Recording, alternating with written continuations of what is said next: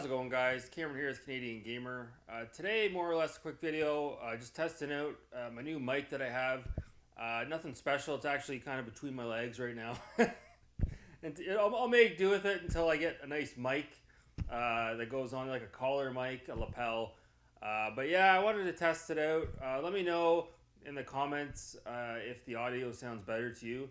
If not, we'll continue to make adjustments as we go along. So moving along, this is a real quick video. Just want to show off my collection of original PC games I had from the mid-90s growing up. When I grew up, my parents actually bought us what was called a Packard Bell computer. No relation to Hewlett-Packard. And it was an all-encompassing computer, not one that you would typically be able to upgrade. The way it was back then is you had your tower that kind of sat at the bottom of the monitor. The monitor was on top of it, and then really there wasn't much room for, again, opening up the PC. It was really the 3.5 inch, 3.5 inch, not floppy, but diskette drive.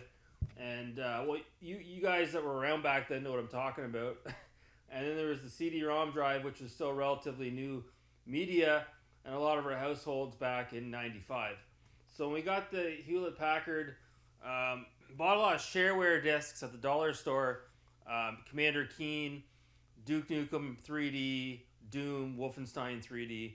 But then later on, again around 95, 96, 97, kind of moved away from the diskette media and focused more on CD-ROM media. So I just want to quickly, with that being said, I just want to quickly show you guys what I have left of my collection that I had stored away in a box that I found today as I was going through looking for these little toys. So without further ado, again, a lot of you guys probably haven't heard of these games unless you grew up back in the day. You'd understand that these were big games back in the day. And a lot of them are available on goodoldgames.com as well, including this first game here. And that's Seventh Guest.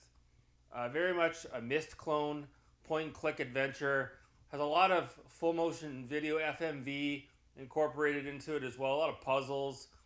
It's a really good game. Looking at it now, I kind of want to go back and play it. It's a dual disc. A lot of these PC cases back in the day, real pain in the ass. You'd have the second disc in there like that, and these cases would always break on you. But if you have any original PlayStation games, it's the same issue. And if you need replacement cases, you're just as soon go to the thrift store and look through a lot of the old PC games and find yourself one of these cases, and it can act as a replacement for some of your PlayStation games. And then came with the computer, special bundle version, not for resale. Not that it's a rare game by any means, but this variation of it very well could be. The original Myst, again, special bundle version. This game needs no introduction. And then once, again, all PCs came with that game. Once we whetted our appetite with Myst, we picked up, and I mentioned this the other day in my other video, Riven. And I kid you not, like I said in the other video, I'll show it to you now. Before the, DVD. Before the DVD variation of this game came out afterwards, the original release was on CD-ROM, and like I said,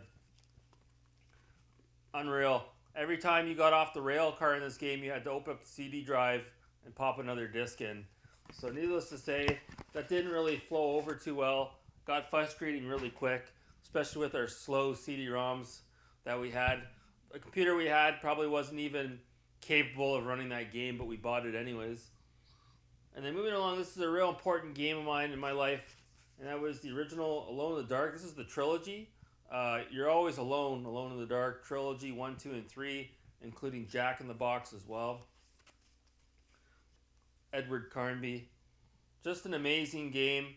I'd really like to get the Alone in the Dark, the new Nightmare that came out on the PlayStation, the original as well. So just, any of you guys, if you played this back in the day, I'd love to know. So it's absolutely phenomenal. Of course, all these games can't really play now.